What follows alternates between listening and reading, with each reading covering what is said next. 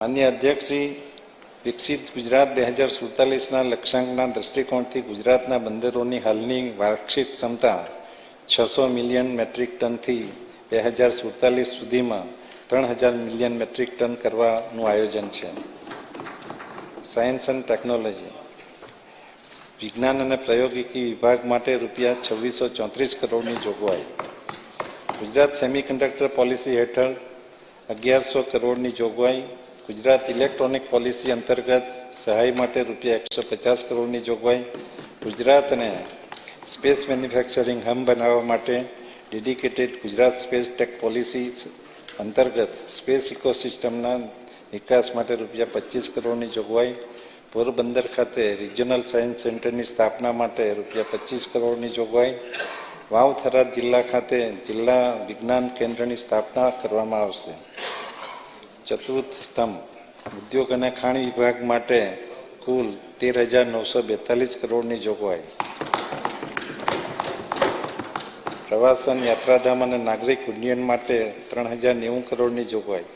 પવિત્ર યાત્રાધામ વિકાસ બોર્ડ હેઠળ વિવિધ યાત્રાધામોના વિકાસ માટે રૂપિયા 550 કરોડની જોગવાઈ. તે પૈકી અંબાજી યાત્રાધામ ખાતે સુવિધાઓ વિકસાવવા માટે રૂપિયા 300 કરોડની જોગવાઈ. પ્રવાસન ક્ષેત્રને રાષ્ટ્રીય અને આંતરરાષ્ટ્રીય સ્તરે પ્રસ્થાપિત કરવા માટે 100 કરોડની જોગવાઈ. દાહોદ ખાતે નવું ગ્રીનફિલ્ડ એરપોર્ટ વિકસાવવા તેમજ પોરબંદર, ભાવનગર, સુરત, વડોદરા અને અંકલેશ્વર ખાતેના હયાત એરપોર્ટના વિસ્તરણ માટે રૂપિયા 95 કરોડની જોગવાઈ. આસ્થાના કેન્દ્ર અંબાજી, ડાકોર, દ્વારકા, માતાનો મઢ, આશાપરા તેમજ ગિરનાર ખાતે મહાશિવરાત્રિના મેળામાં આવતા શ્રદ્ધાળુઓ તથા મા નર્મદાની પરિક્રમા ખાતે પદયાત્રીઓ માટે સુવિધાઓ ઊભી કરવા માટે રૂપિયા 20 કરોડની જોગવાઈ.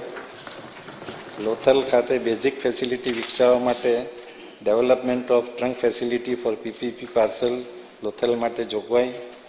ગુજરાત આદિવાસી સમાજના આસ્થાના કેન્દ્રો જેવા કે માનગઢ ખાતે આદિવાસી બલિદાન દિવસ, દેવમોગરા ખાતે પાંડોરી માતા મહાશિવરાત્રિ મહોત્સવ અને સબરીધામ શ્રી રામ મિલન મહોત્સવ ઉજવવા માટે અનુસૂચિત જાતિના આસ્થાના કેન્દ્રોમાં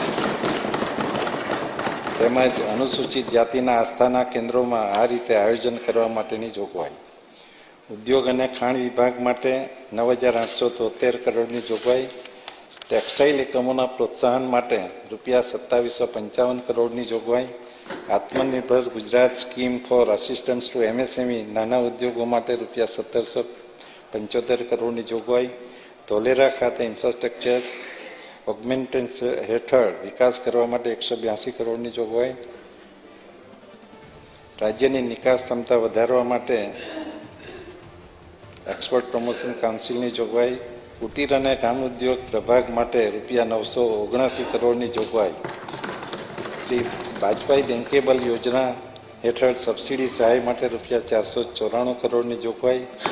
ખાદી સંસ્થા મંડળીઓને વિવિધ સ્થળોએ પ્રદર્શન મેળા યોજી વેચાણ ક્ષમતા વધારવા રૂપિયા 57 કરોડની જોગવાઈ. વન ડિસ્ટ્રિક્ટ વન પ્રોડક્ટ હેઠળ ઉત્પાદનને પ્રોત્સાહન મળી રહે તે માટે 25 કરોડની જોગવાઈ. ખેડૂત કલ્યાણ અને સહકાર વિભાગ માટે રૂપિયા 24,022 કરોડની જોગવાઈ.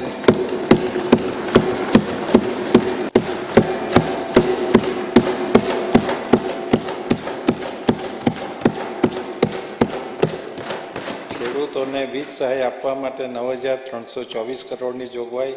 સૂક્ષ્મ સિંચાઈ માટે રૂપિયા 1250 કરોડની જોગવાઈ. કૃષિ યાંત્રિકીકરણ અંતર્ગત ટ્રેક્ટર ખરીદી સહાય માટે રૂપિયા 800 કરોડની જોગવાઈ. કૃષિ યાંત્રિકીકરણ વિવિધ ઓજારોની ખરીદીમાં સહાય માટે 765 કરોડની જોગવાઈ. નાના ગોડાઉન બનાવવા મુખ્યમંત્રી પાક સંગ્રહ સ્ટ્રક્ચર યોજના અંતર્ગત અંદાજિત 15,436 ખેડૂતોને રૂપિયા 1 લાખ સહાય આપવા માટે 154 કરોડની જોગવાઈ.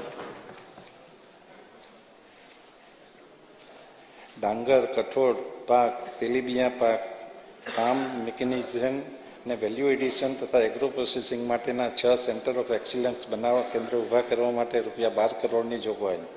બાગાયત ખાતાની યોજના માટે વાર્ષિક વિકાસ કાર્યક્રમ હેઠળ 798 કરોડની જોગવાઈ. રાજ્ય કૃષિ યુનિવર્સિટીઓ હેઠળ જામનગર, ભુજ અને ખેડ બ્રહ્મા ખાતેની કોલેજોમાં માળખાકીય સુવિધાઓ ઊભી કરવા તેમજ કૃષિ યુનિવર્સિટીઓના આધુનિકરણ, વહીવટ અને સંશોધનના કાર્યક્રમો માટે 1063 કરોડની જોગવાઈ. પ્રાકૃતિક ખેતીની વિવિધ પ્રવૃત્તિઓ માટે રૂપિયા 392 કરોડની જોગવાઈ. મુખ્યમંત્રી ગૌમાતા પોષણ યોજના અંતર્ગત રૂપિયા 500 કરોડની જોગવાઈ. કામધેનુ યુનિવર્સિટી પશુ વિજ્ઞાન, ડેરી વિજ્ઞાન અને